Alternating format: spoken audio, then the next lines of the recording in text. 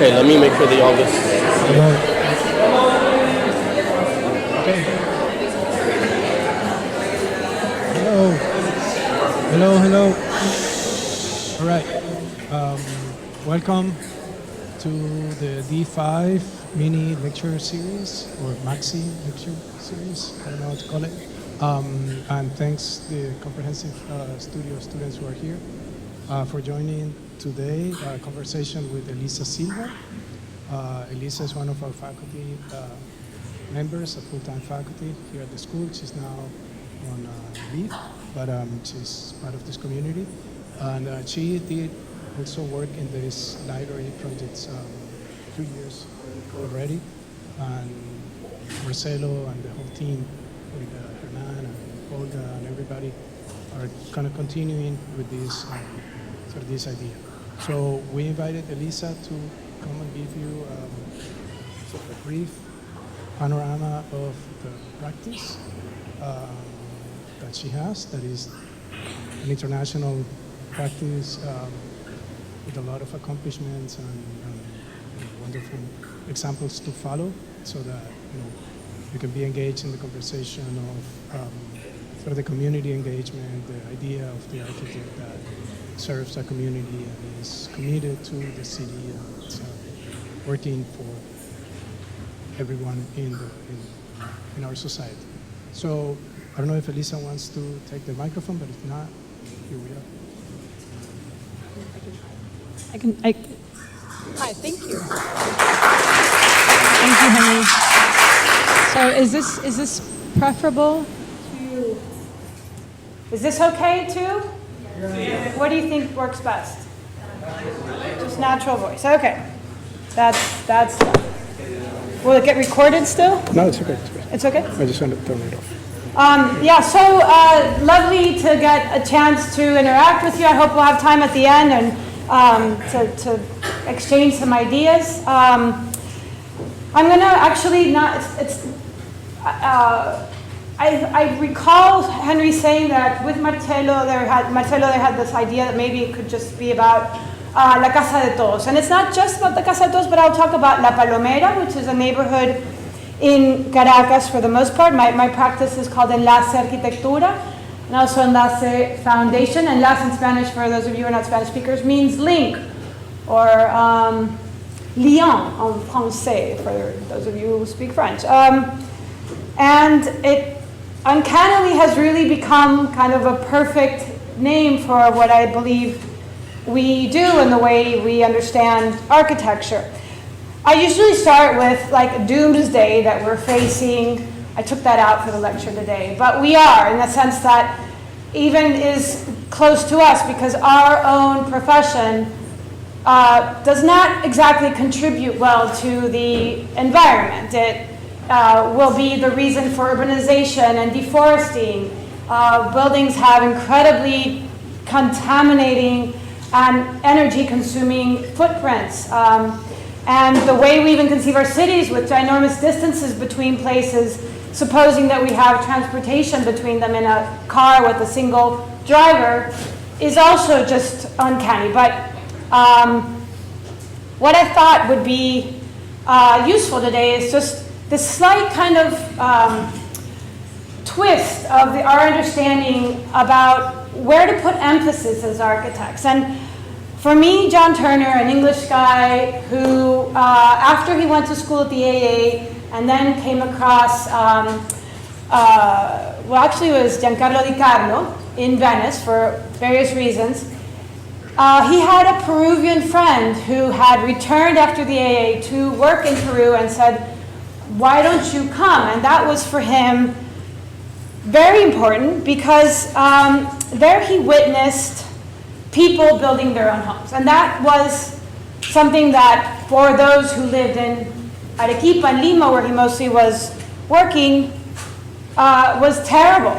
This idea that, migration from the hinterlands, from the rural areas towards the city because of changes in the economy, were producing self-built neighborhoods. Well, and this is the interesting kind of pun that only the philology of the English language allows, is that housing is both a noun, but it's also a verb. So we always think of housing as like a structure, but the way that Turner's using it is what it does. And that's where, for me, it was just a great way to reframe how we go about understanding what is pertinent about the work we do. So these are two images that are a little bit hazy, but the top is a self-built neighborhood. He interviewed the folks living there and could tell that there was a certain economy that was allowing them to save maybe a few bricks, maybe eventually make a house. And then the other example is a more substantial multifamily home built by the government with low mortgages, low payment mortgages, but still more than what that family could pay. And the difference between having your own space is that often people work there, repair automobiles, repair things in general, have a production of some sort. They sew.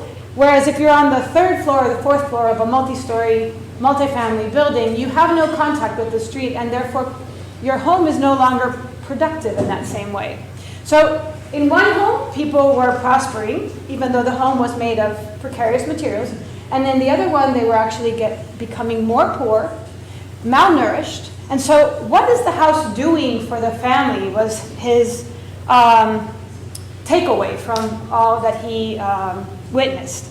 And so what architecture does, and not so much what it is something, to me, very serious that we could, I think, embrace much more head on as a way to become more in synchronicity with our world that is in a state of crisis, a world that, not just for the environmental reasons, for the social reasons as well. And our economic system and all of this waste making and so forth also does have a correlation with increased inequality and wealth distribution. So it's all kind of together. And I think to remain aloof about that, to remain kind of like, oh, I just do one thing in my existence here and the rest doesn't concern me, something that I really ask of us to revisit, right? How can we actually become much more implicated? This is Caracas. This is part of Caracas, let's say. It's the self-built neighborhoods, in this case, Cota 905. And it, just a study that we produced that was actually published 10 years ago on the growth of the barrios in Caracas showed to us very clearly that half of the folks in Caracas live in a self-built neighborhood. So this is not a marginal, somehow small enclave. This is really the city, or a good part of the city. And my reactions to, when I was a student, like yourselves, lectures or practices that I would see that had something to do with barrios, and that was in the late 90s, early 2000s, was unsatisfying. I guess that's where I'll park it. It would use this kind of imagery in a sensationalizing way, in a way that was, frankly, of course, not useful. And so after a bit of searching from Rome, I decided to move to Venezuela. That was in 2007. I, like yourselves, grew up here. I went to school here. I am an American citizen. My mother's American. I was born here.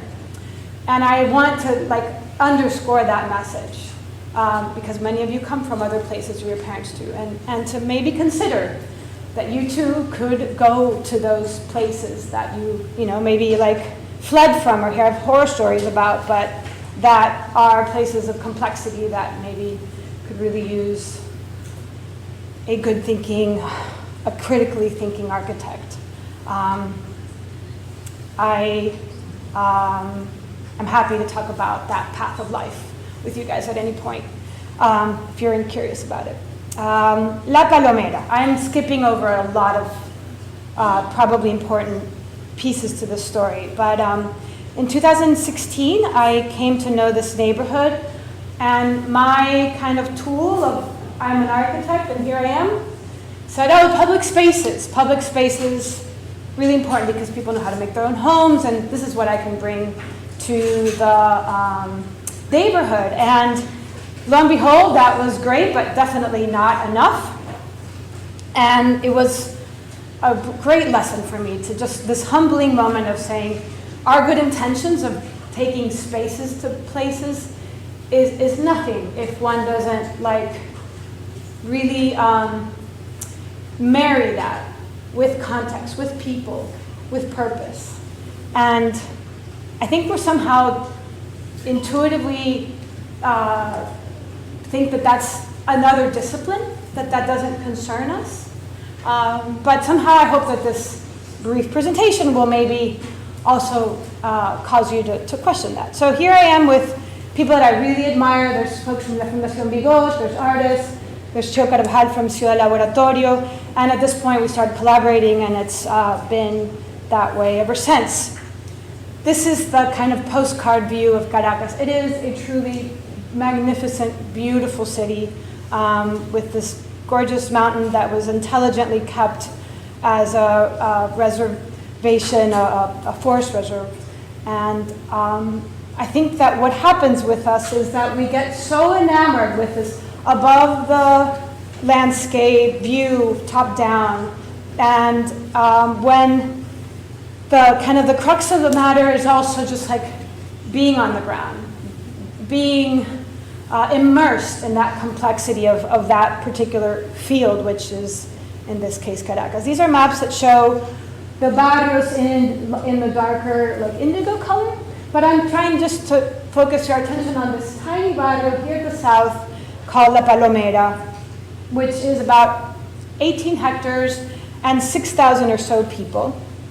So as I was saying, I first made these negotiations together with folks in the neighborhood, and we've built a couple of public spaces. This is not exactly what we did, but the neighbors started to kind of add things to it, and that's where I think it was a great experience in order to understand also like where could this maybe lead to in a deeper way, in a more connected way, not staying on the surface.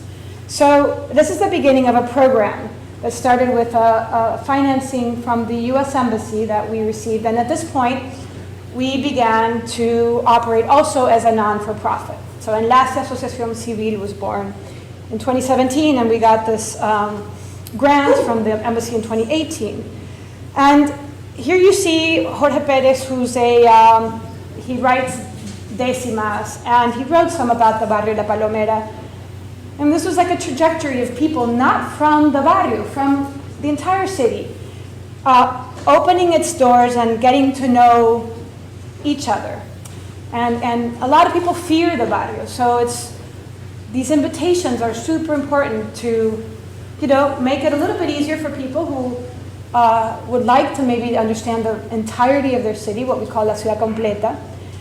Another excuse is music and celebrations. And the Cross of May is a big deal in La Palomera, and we kind of like infused ourselves in that celebration and made, if you see, these are models that are being carried up along with the music of the parranda and then reassembled.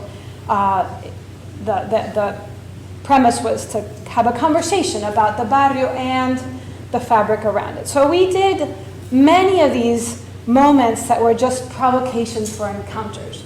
La pétanque in France, bocce in Italy, for us it's bolas criollas, and this is a tournament that you're witnessing here. And to begin to actually like appreciate that the barrio has so much that the rest of the city does not. Like where I live in Caracas, there are no bocce courts that I can go down to and play. And so this idea that there is no public space in the barrio is a very imposed idea that comes from what we learn and this opportunity to unlearn a lot of unuseful premises, I think is part of what this period of experimentation we had, which did not have a project. It was all about making situations that would provoke exchanges, that would also create opportunities for trust, and eventually also, not with too much effort, a lot of affection. We had artists that did various things. I'm not going to go into that, but this is a big lesson in the whole story is respect. And a beautiful book by Richard Sennett, not so well known in English. It was published in Spanish, and that's how I learned that it exists. And he goes through his experience in Cabrini Greens in Chicago, which is where he grew up, which became quickly after his mom, who's from Eastern Europe, moved in. She was a piano player. Anyways, he tells this whole story about how that moment really clicked for him on what respect means, because the rest of his neighbors were all, in that's communities is social housing, I think torn down since then. So marvelous book, highly recommend it, because it teaches us this ability to connect with people and to kind of get rid of this notion that one is assisting, doing philanthropy, any of these very stilted and not at all helpful mental frames when we work and encounter others, right? I don't know if this is going to work. I'm going to try this next slide. It has sound. Let me see. If it doesn't, it's okay. No, we didn't connect the sound. It's okay, no problem. Make it shorter. All of that basically Mr. Juan Alfredo Cisneros is being interviewed, and he says, well, this business of calling us informal, and we don't like it. And I think that has the purpose of separating us. He does it with his hand. He's separating us so that, this part of the city is for those that have more, and this part of the city is for those of us who have less or who are poor. Language is fundamental in the way we construct our premise about the city. And that's where stigmas are built, and that's how prejudices are built too. That program is key because it somehow produced a synergy among all of us.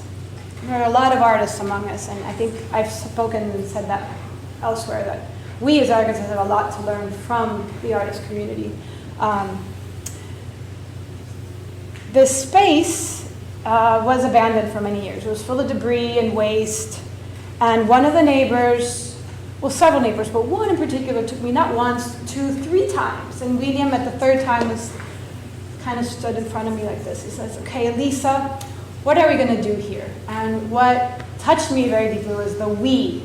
I was, to him, part of something. And I called up my buddy that I do everything with, Cho Carvajal. It's well, let's have a party. And we cleaned the place up, everybody together. We tore these blocks that had been obstructing 2 doors leading into this space for years and years. And that was a very symbolic gesture. You have a space in a dense neighborhood that is abandoned, that isn't being used, that's almost like a crime.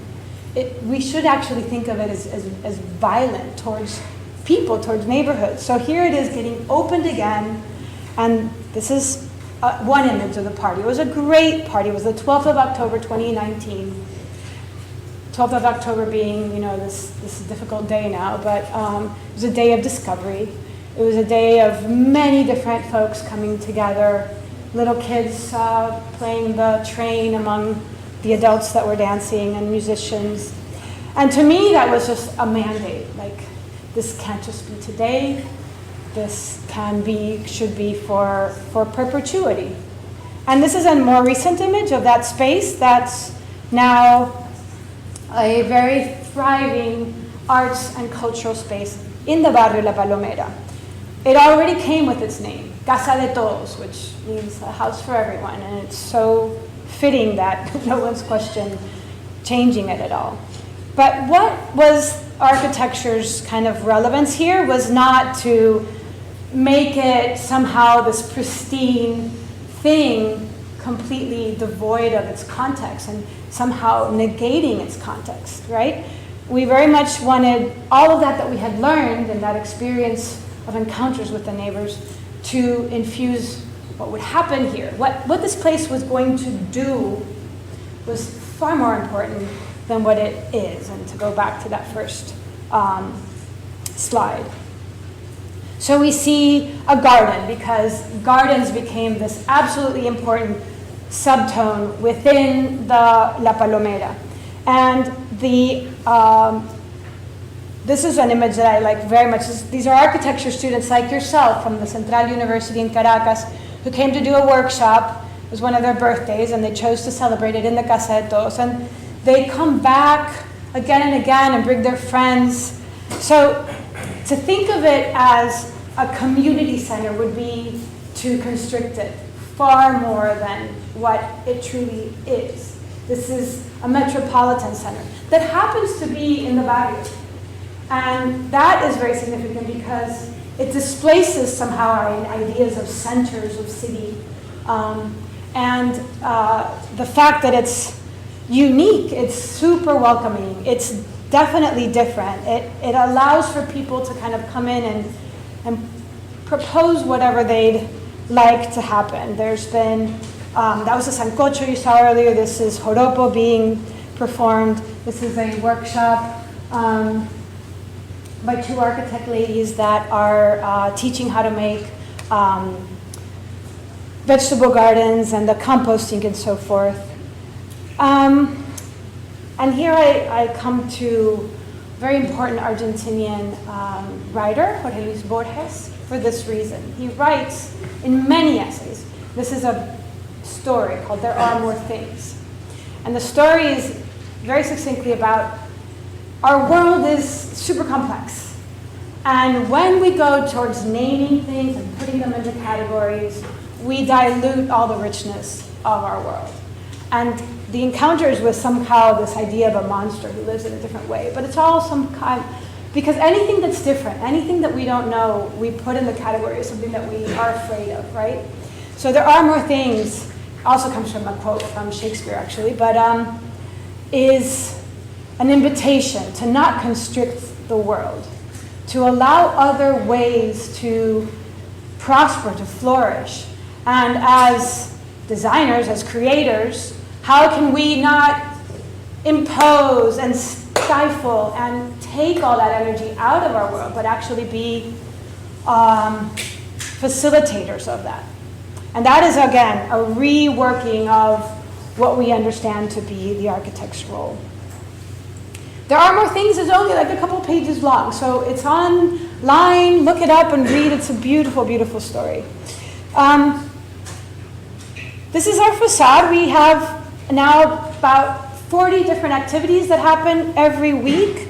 And here you have like the December, and in July we have kind of recitals of the various groups. We now have like an emerging alternative theater group that's experimenting with lighting and moving the audience about the Casa de Todos and more classical and traditional things like joropo dancing. We have recently a karate instructor that's come to teach classes.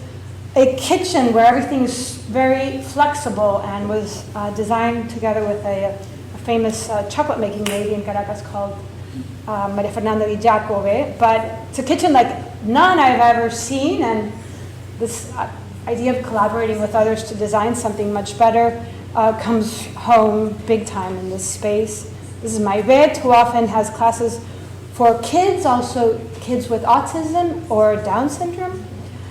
This is Maria Fernanda that I was mentioning, and we have had the opportunity now to have a small laboratory specifically to make chocolate in La Palomera. So I'm not sure they're being sold anywhere in the United States right now, but Cacao de Origen will soon have a little package of La Palomera chocolate.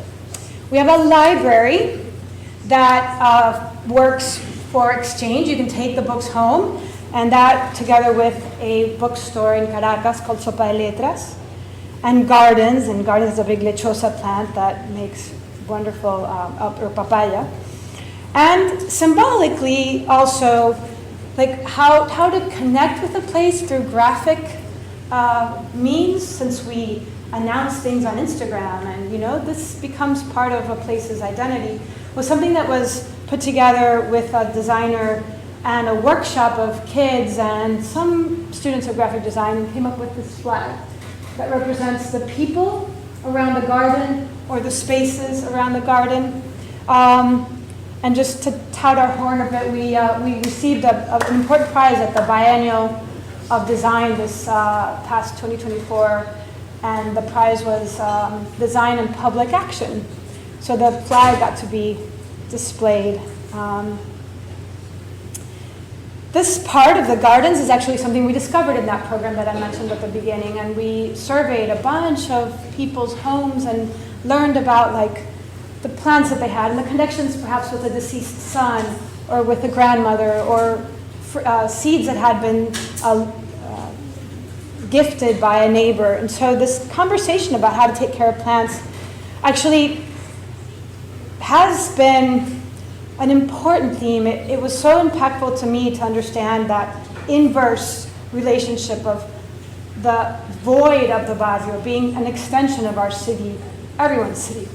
And what we presented in the 2021 Architecture Biennial in Venice was precisely kind of that emptying out. So what doesn't appear to be full would be houses here, and then otherwise the public spaces, the gardens, the pathways, the stairs of La Palomera, which is where a lot of that exchange among neighbors happens. And the invitations to think of this as one's own city as well, a piece of one's own city. And it's so fun to see it displayed in Venice because Venice is mostly a medieval city, and the way that the urban fabric constructs itself is also very organic and a bit labyrinthine, and so I think it just helped conceive of a place normally associated with violence and crime and poverty and all sorts of labels in a different light. We also learned that it's incredibly biodiverse. We found nearly 260 species, and now I've been going deeper, which I'll explain, and finding that there's many, many more species. So that DNA of La Palomera is inside La Casa de Todos too, for sure. And here's William with his vegetable garden. And it is really, truly a place, it's my favorite place in Caracas. This is another artist that worked with us at the beginning, Gabriel Perez. And I'll explain this project that he's showing here, but he does a printmaking, and this will soon become an activity that we'll see more and more of in La Casa de Todos. So here are just images of the space inside and how, it's not refinished. There's no like new paint. It's not trying to be something that, falls here as if it was a spaceship.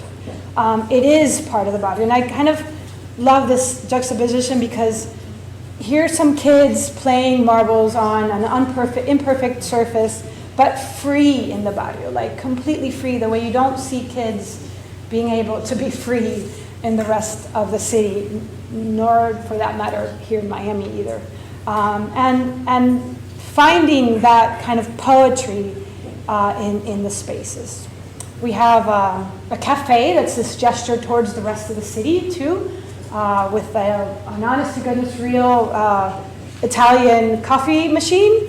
And this has also become, and then you see the plants and very much a kind of an ode to the barrio and all the kind of wealth and richness that it has. So here you see the Casa de Todos is the anexo Casa de Todos is the middle part. This is the actual original Casa de Todos, which we now are, with the municipality, transforming into an exhibition space. And then the house in the back, we're in the process of purchasing and growing La Casa de Todos. And that's where we'll have printmaking, but also ceramics, a sound studio, a nursery for more trees and plants, and an artist residency. That's the idea. There's an image I love of the coffee shop that we have right in that corner, and the entrance up into La Palomera. It also models this way of being in the world that tries very hard to model more sustainable premises. So we collect rainwater. We also recently, I think it's been 3 months now, we have solar panels that are able to serve all of our energy needs. And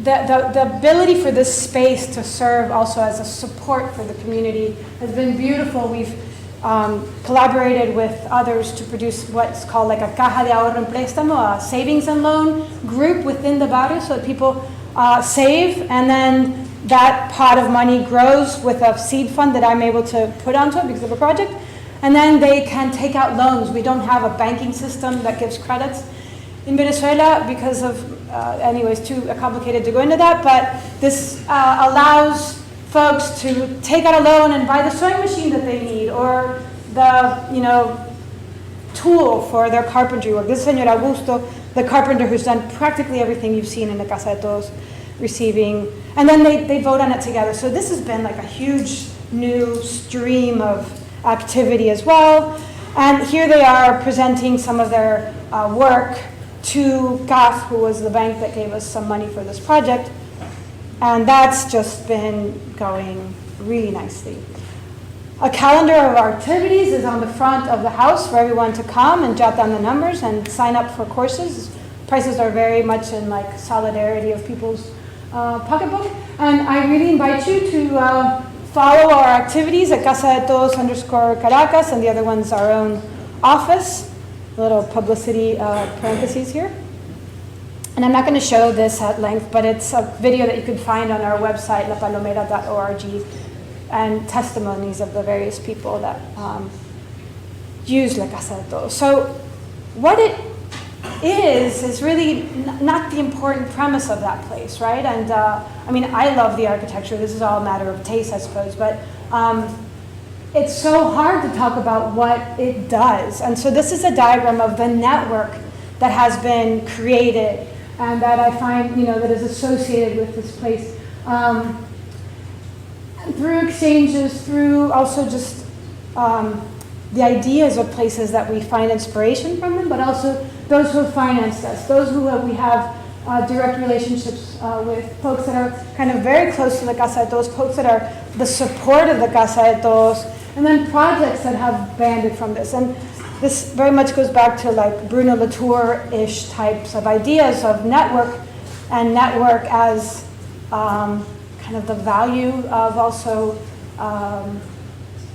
our way of expressing our concerns, our way of increasing the voice of weaker entities, a way of practicing democracy, quite frankly.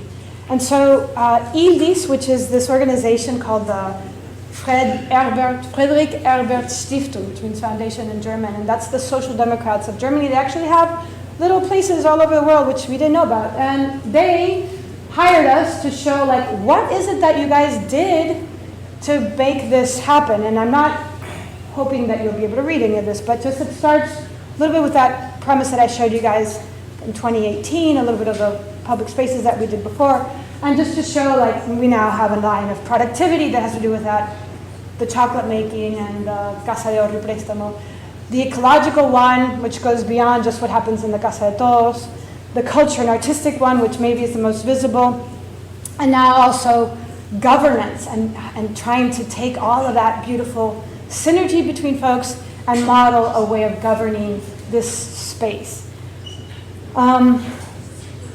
Because there are a lot of folks who want to start things, politicians too, young politicians, and get so incredibly kind of disillusioned when they find that it's hard, when a big obstacle happens. And so the idea of mapping this, and we also mapped the Rio Guaira project, was to be able to communicate that, like, persistence, ongoingness, which is what Donna Haraway talks about at length in Staying with the Trouble, and overcoming and just, staying the course is an underlying kind of message of this too. So here's a rendition of the future Casa de Todos expansion towards the north, and our first meeting that we had to build this new governance. And about 40-some people came. I was almost in tears. I just couldn't believe, like, all of these people feel very connected to the place and want to be a part of its governance. And that's again where I say, like, what does a place do is really the point. I can't tell you how many places we have been to that aren't doing much, even though they're like beautifully designed. And that's not on a community, that's not on others, that is on us to not have made it possible for a place to thrive in its fullest potential. I'm going fast because I realize the time's short, but to mention that this little house of all that energy is producing opportunities beyond. So Bosque Común, or common forest, is this image that you saw a little bit of it earlier. Between the Barrio La Palomera and the middle-class neighborhood Piedra Azul, we are building a forest of 4,000 trees that is going to take up that green spot that you see here. And these folks who have been so scared that the barrio is like going to come and engulf them, and these folks who are all the time getting like their attention called to by authorities, by all the others who don't like them to be their neighbors. This is a project of encounters, once again, of conversations. And so the Casa de Todos is the point of departure, and a lot of the trees that we're planting have been germinated or come from this space. And here's William, our green thumb. But it's become also a project that se desborda, like ekes out into the rest of the neighborhoods. And many have plants in their homes ready to be planted. So it's a decentralized nursery now. Here's another image of that space. What happens is that we have dry and rainy season. So in the dry season, that's just like kind of like a hayish sort of that dries, easily can ignite on fire, so a hazard. And then you can see here some of that stuff is debris that's being thrown over the edge. This is actually an image from 2016 when we just started working with La Palomera, and this is a more recent image. So this is, people have actually gained land on the edge to put their cars there or whatnot, but it still stays as a practice, and I've not been able to crack this one. So between the fires and the debris, we thought, and I've been thinking this for a long time, I found a proposal in 2019 for this forest, but an institution that's amazing, that's funded by IKEA, called Re-Arc Initiative, and follow them. They're supporting really great work throughout the world, and really fantastic offices that are part of that network, allowed us this opportunity to build a forest. So here we are with the neighbors of the middle-class neighborhood, and explaining to them we're going to make a forest, and they're totally excited, mostly because they think this is a way to mitigate the distance that they want to keep on buffering from their not very wanted neighbors. And that's what you see in the dry season. It gets all brown that way. So they're like, we'll take care of trees. So this is part of our network of nurseries that you see here. But not only that, we're planting together. So planting is happening right now, Tuesday, Thursday, and Saturday. But here you see Diego, who's from the Piedra Azul. He's the head of the Association of Neighbors, and a couple of other neighbors. And the rest are folks from La Palomera. You saw Silva before, and Edgar, and Francisco, and Maria. And this synergy, actually, afterwards, when you've like been planting trees and opening holes, ends in beers sometimes. And this is where the conversation really starts to happen. Like, wasn't it dangerous in La Palomera? And Edgar and Señor Augusto, and this is Venancio in the yellow, who's such a noble and amazing person, but beautiful work too. Like, I guarantee, they say to him, you will always be safe. I guarantee you can walk anywhere across this landscape, nothing will happen to you. And just to be able to produce these moments where that will happen is uncanny and so necessary, and not what's happening at all in any kind of like urban space. So here we are up in La Palomera, like discussing, okay, this is what we're gonna do, the forest. That means nobody builds more. That means these conucos, which are like small holdings of vegetation, those can't grow anymore. You're gonna become mostly guardians of the forest. And this is a pact that we all signed. That's the area that we're all gonna take care of. And here we are. To date, we're about at 700 trees so far. I can't tell you how beautiful it is to plant trees. I've enjoyed it thoroughly. You have to open the path, you have to open the holes, and then this was just on Saturday. Cheo took this photograph, and I'm speaking with my new friend Edgar over beers again. This is at the edge of the barrio, and it is priceless. I wouldn't want to do anything else really. We also have some walkways that are going to go through the barrio, so that people that arrive from the city can kind of come through the barrio with green paths and then enter the forest. And this is an idea that I picked up on in 2012 when I was a New Right Fellow. I got to travel, and there's a place that does pretty much the same thing in Rio de Janeiro. You go from Copacabana, you go from the beach, Copacabana, into Chateau Mangueira, Babylonian, and then up into the Morro of this beautiful kind of reserve that the neighbors themselves reforested. And it's a complete kind of integration. You go from, colonial urban fabric, in this case, the town of Baruta, through the barrio to a forest. And actually, you're going to be able to go down the hill and right into Piedra Azul. And these are stories that are very, very unheard of in Caracas. So again, this DNA of the gardens, of the plants, and composting is part of the project too. I'm going really quickly. And then there's a high school that we've integrated too, and the high school kids are composting and germinating trees, and we're doing like a very systematic record of all of them. These are the species, and here you see a bit of like the coloring of the floral colors that we're going to have, lots of aragoneses, but also flamboyant and apamates and all these beautiful tropical trees that we have. Also, actually in Miami too, that produce wonderful flowers. And then pathways. These are recently built by Senor Venancio, and Sergio actually came up from Chile and gave us advice on how to do this. A former person that worked with us who's fully steeped into landscape architecture now. We collect water with these contraptions that we've made that have half bamboos. I think I lost. Oh, they're coming up. These are the foundations because a lot of breeze hits this space. So half bamboos channel water down into a canal, and then from there they go into water tanks. And then this kind of debris that I've been talking about, which is all that you see drawn over there, we use and put it into gabions. And this stabilizes a bit the ground. Here's our first attempt at making them with Edgar, and I think Francisco and Venancio have been helping him out too, and the water tank in collaboration with Lata de Agua, which is another fantastic institution fomenting the recycling and reuse of rainwater. So the system is we collect rain on the roofs take them to water tanks, and then the water tanks distribute and irrigate the plants throughout the year, basically, but mostly in the dry season. And then these other things are runoff water gets filtered in so that we humidify the soil, and then trenches that have been forming because rainwater will just go there, we are going to kind of block with more gabions to encourage water to go into the ground.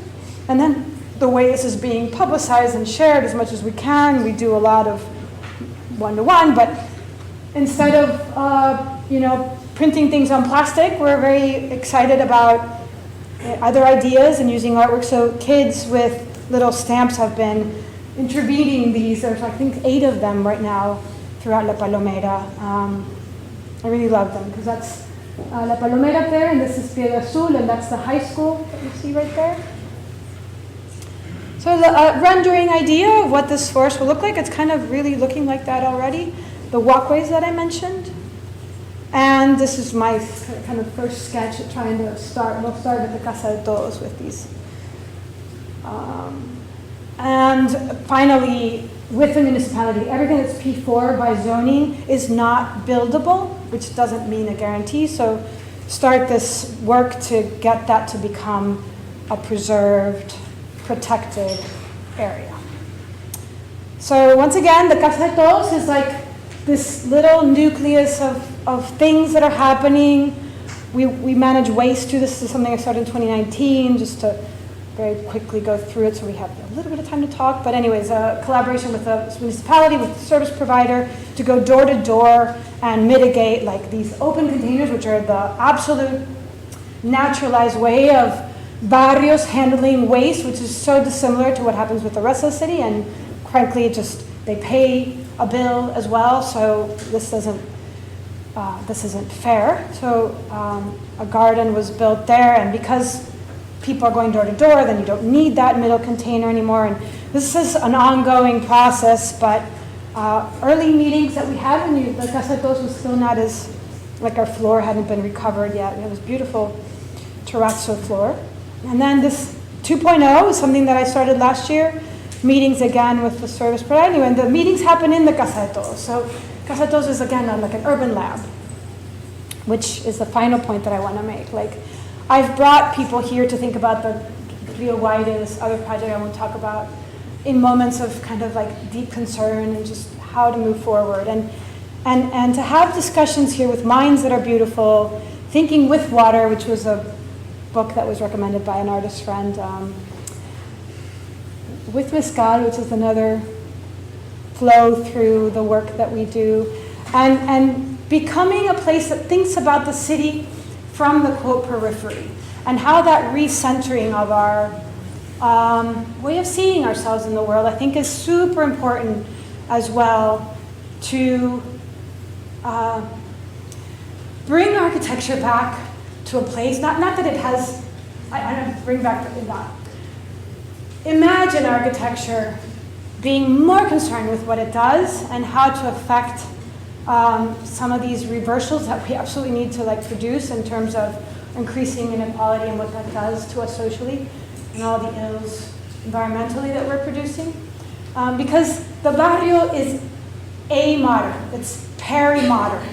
It has been, for better or for worse, outside of our modern production. And somehow there's all this way of interacting, of thinking, of being, that I think we have a lot to learn from, actually. That's kind of been, fortunately, preserved outside of our crazy dynamics of consumption and, I'll park it there, and to maybe learn from them a different way of actually being in the world that's not fabulated. It's already been happening. It's there. So with that, thank you very much.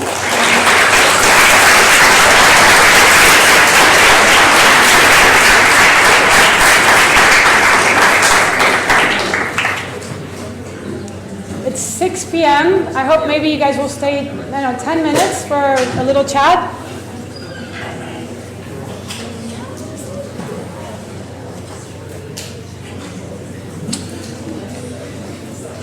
Demasiado rápido. No, it was good.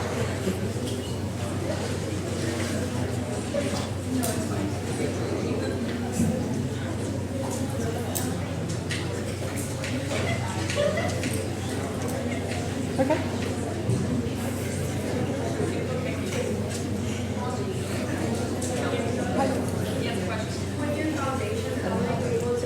Hello. The limitations that the situation in Venezuela gave you. Because that sounds like one of your limitations was maybe funding with the U.S. Embassy. How did that work for you? Oh, okay. With the Yeah, no, it's a valid question. So the U.S. Embassy was in 2018, and then we actually got another grant from them in 2020 for the Rio Guaire project, which I'm not talking about today. But, so yeah, U.S. Embassy is no longer in Venezuela, for those of you who, and yet there is an office that continues to sort of hover around it and does sometimes have open calls for projects.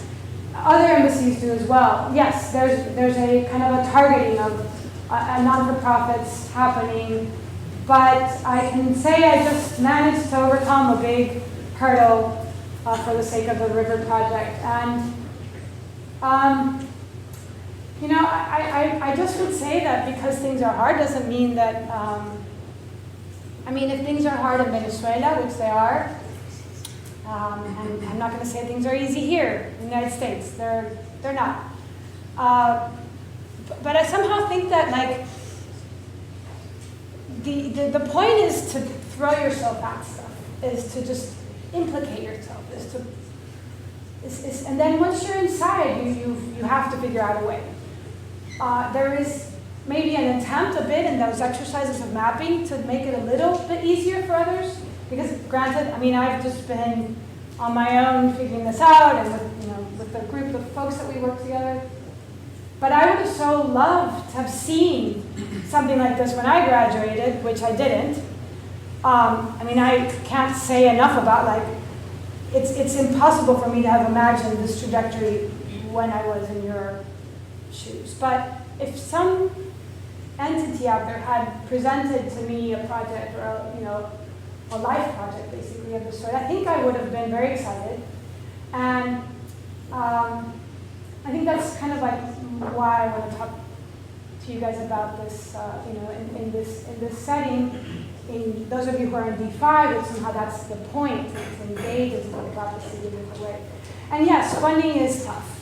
But I don't think that architecture has yet really used the resources of philanthropy out there. I mean, there are companies and folks with a ton of money that, because of, like, in this country you can get a tax write-off for donations you give. It's getting more complicated, but in theory that's still the case. And that's part of REARC's kind of focus, who are funding us for the forest project, is that architecture should and could tap into those resources more. So I think that's a really interesting and important space to enter more aggressively as a profession on the whole. And I have all sorts of issues with finding funds, but I put out maybe 10 applications and get one that says yes. And that's just kind of the way it is. Yeah. So a lot of your work started to remind me of the concept of social urbanism that happens in Medellin. Mm-hmm. And then it reminded me of some projects that happen in Brazil by like Carlos Teixeira, and then you have your community space, kind of reminded me of like the optimal oficina by Nico Bardi. A lot of these, like the social urbanism in Medellin, there's a lot of people involved. Is there a part of your work that you're trying to involve other architects in Venezuela, or to kind of create like this Caracas social urbanism or whatever we can call it in there? Because I know you're focused on that one body with that. Is there other projects happening, other projects? Okay, I'm sorry, what's your name? I'm Alan. Al? Alan. Alan. So Alan, I'm just gonna throw it back. Do you see one really important difference between what we're doing and what Medellin's done? Yeah, I do. I see the difference. No, but I'm kind of targeting. There is one very important difference, which is we're just a little NGO, and that is a movement that comes from the municipality, from the city of Medellin, right? With resources, with a lot of resources. And I would say that I point out that difference because I think we can all be very enthusiastic about what's happened in Medellin. It doesn't stick. Like, there's actually been mayors who have entered with very different agendas that I think what it reveals to me in some cases is, like, in the end, it's about the communities, the folks that are committed and feel connected to a place and have been a part of what's making it a story. And there are many places in Medellin that are like that, but that are not necessarily sponsored or produced by the municipality that I got to know. And those were the ones that, in a book that I published called Peer Space, are the ones that I highlighted because of that. The continuity of a project, its possibility of really, within all of the many challenges, to continue, to be ongoing. I'm not totally convinced that, I think it's fantastic when you have a municipality with a mayor who's behind the type stuff, but you can't depend on it somehow. And that's what happened in Venezuela for a long, long time. It was like, oh, the government's not on board with this. There's nothing to do. you know, and I just am sort of like off the hook. And my position is, that's actually terrible because it somehow numbs the creativity and the will to take initiative by just you and I, like just normal folks. I was in France, and the mindset there is you graduate as an architect, and what you most want is to work for the state or for the city of Paris, and for that to be your client. They determine the program and the opportunity, and you serve the state as an architect, and then that entity with other individuals has an interface with a particular community. But there is no like architecture and community. And not only is there, I think, a weakening of that possibility there, I also think that it leaves architects off the hook again. It's like I just fish for whatever contract commission I can get, but it's not the architect like understanding a context, seeing what's pertinent about that place that one could facilitate. I think that is also something about Medellin. Like, okay, you have, you know, a particular moment in history where you have a fantastic office of people and a university that's been thinking about it, and then a mayor that funds the projects. But I think we need a lot more architects that are out there, like observing, listening, and understanding in the city what makes sense, right? And being part of the proposals, especially to rectify things, to open things, to correct violences that happen in the city towards people that have this, you know, inability or mobility limitations, or a long list of stuff. Like, who's out there in the city with people advocating for those things? And if you're just waiting for the commission that comes from the state entity, right? So in the beginning, you mentioned that good change we usually, I guess, or come with fear. So I guess what I'm wondering is, throughout your journey, were you ever, did you ever have to deal with a resistance or friction from the actual residents of the city, or especially the long-term residents that don't necessarily want things to change? Or was it always welcome to open arms? Yeah, it's a really good question. The second public space proposal that I made to the community was, you know, if we just move a few cars from this beautiful javillo tree that's like beautiful shade, we could make a swing set or a playground or something here for the kids, because tons of kids in the neighborhood. And all the moms and all the women were like totally with it, yay. Okay, well, let's have a meeting. And then we had a meeting with now the men who, in a very, I mean, the men have the cars. And I hate having to say this sentence that way, but it is. Like, people say, oh, Venezuela is a country of matriarchy. It's not the case, not at all. So the men with the cars are like, oh, I gotta defend my car space. And that was the conflict, the challenge. We made a model. I think it was 1 to 20, something like that, with like pieces of cars, and I found other places where they could park their cars. They weren't going to have the beautiful shade anymore. And that negotiation was, you know, it was more than one meeting, but it did work out. You know, after that, I have to say, the whole process of the Casa de Todos, the process with the forest has been mostly smooth. Of course, the folks that were affecting in the forest who have their own little, like, conucos, small farm holdings. One's Edgar, who I was having a beer with just on Saturday. The other one's a guy named Gijo, who we're still, you know, warming up. But, you know, he feels a bit threatened, but, you know, he's in a space that is common, and so it's problematic. I would say with the river project, my gosh, that has been with the neighbors really hard, because you're bringing public space, in that case, to a middle-class neighborhood. And middle-class neighbors don't like public space, because public space is open to everybody. And you have no idea, like, the wildly racial and discriminatory comments that some neighbors make to defend themselves from not wanting the park, just unconscious somehow that what they're saying is so wrong. And I'm not saying that I have a moral high ground either. I think it's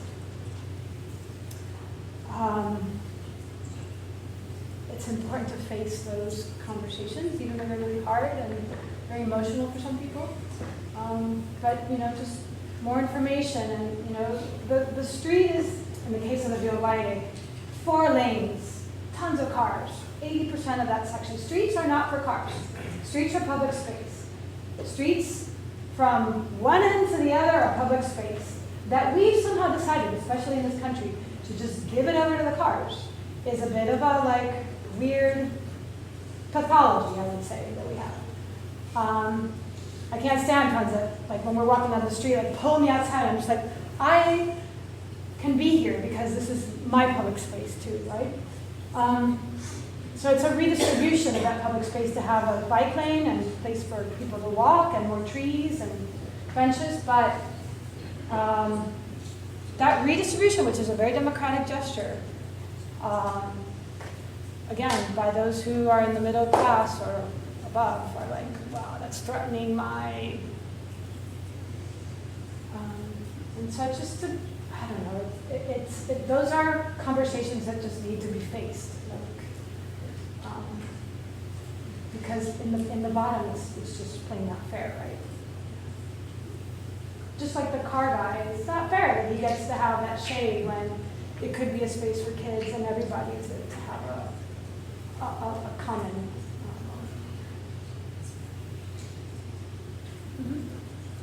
So I have a question. So as I'm seeing your presentation and your work, I feel like for instance, the core value of what you're doing is essentially activating the urban space. Okay. To a certain degree. I think that's the right thing. Okay, yeah. And my kind of question to you is, how do you go on determining how to activate certain spaces with the funding that you have, the limited funding that you have to see? Because I think sometimes it's a lot. So we kind of order the thought process behind doing something, and that kind of urban aspect, has a lot of steps involved. So how do you go on, knowing where to activate things and what to do next? Yeah, that's, that first part of the Project La Palomera, where we kind of just did a lot of various activities with people, walking, playing bocce. You get to hear a lot. You encounter people. You get to meet dance groups and theater groups and music groups. And suddenly you have a much better understanding of the neighborhood and those spaces where things happen. You have to frequent the place. It's not going to come on an AutoCAD or vector file. It's definitely not going to be visible by the little command that you drop into Google. You have to go. You have to go with your own body many times and talk to people and be there. And without any kind of hesitation, I can tell you, you will see what makes sense. It will become clear to you. Your body can tell you so much. I feel uncomfortable. This is a really great place. But you can only know that by going. So when I teach the kind of premises to go on walks, to go frequently, to sketch, to the local joint, and strike up a conversation with the person that sells whatever that you're going to purchase for a food. Yeah, there's time at this. Stan Allen talks about field conditions, and unfortunately he's kind of left his very beautiful essay called From Object to Field, because as he states himself, he's gone back to object again, but in that field, it's complex, it's messy, it's unpredictable. And this, to me, has been so helpful, and I'm just embrace all that. But use your entire body, so all your senses, and your being there to sort of take as much of that in as you can over time too. And all that stuff kind of just comes into focus all by itself somehow, and in that focus, be this is what we have to do. Yeah. Public space, I just want to make a few comments. Public space, in most cases, find resistance. Same comments that Elisa is doing, we faced when we started doing the underline, as part of the design and mastery committee, just meeting the neighbors and the resistance to hold space and linear park open to the public going across Miami. This is still a fight still going on. Right? Even with the president of the High Line in New York City, became an attraction and elevated the prices and real estate magnifying piece. Still here is the conversations. It's on there, you know, it's the things that are here. And I think to Emiliano's question also is, one thing that I appreciate of Elisa's practice, that it's not just this, it's a lot of an architectural conflict that have clients and missions and stuff. Also, is this idea that she also brought to this class, to Design 5, but that it applies also to comprehensive studio. Students who are here with the South Miami project, is avoiding the attitude of the architect that knows the solution beforehand. So if the project becomes a reality from the conversation to the community, there will be less resistance, right? Because of it's an agreement. Right? It's not like you don't know where it's going. Right? I went to Casa de Todos before the beautiful video of the coffee shop, and I hadn't seen the expansion of it. No, we told you we were undecided. Exactly. Yeah. So, and it's not like Elisa or her team they have a plan and now we're going to grow, you know, we're going to double the size. So it's not about that. It's sort of organically and that grow. And one thing is also related these two projects. To me, the big difference is in a country where institutions are in a state of weakness, right? Someone like Elisa or any of you have opportunities and maybe here and will be positions, right? But the students working on the empty lot in South Miami and working with libraries across Miami, those are also the same opportunities that they have found in a room, in the rooftop, or in the abandoned space. And with less means, with more creativity, they'll be able to produce celebrating and contributing. So you can do exactly the same more better, right? Because institutions die, right? And that's a lesson that even if you look very solid, they could disappear in this time, right? So to me, the invitation of looking at libraries as this building typology of this institution, this cultural education, it's everything in this country is in a public plaza with a roof. To me, it's quite beautiful because we can use it. It's the point, right? Or even if we don't use it, we can enhance it, right? Because we can make it more connected to the neighborhoods, the communities, and everything. And the opportunity for the students working from scratch, being comprehensive, is how to not repeat the model of the building that comes, you know, from kind of mastermind of thinkers and this is the solution and the people apply. Or if this building, this color, is not building or this form, this shape, right? I walked into the gallery today and Mark was explaining that you have to find an additional program to the sports community center. Where are you going to find? You're going to find it in this exercise. And all of you are impressive in 5 2 years ago to the Elisa, right? So you know how to build that from conversation, the stakeholders and exercising that. It's nothing new for complexity. It's newer for D5, but I think the whole group of faculty teaching D5, Marcelo and everybody, they're engaged, they're committed to create this experience that, as Elisa is kind of repeating, is also a professional path that many architects now have that didn't exist when I went to school. And I went to school before. And we always talk about it. We're glad that now we're exploring other options.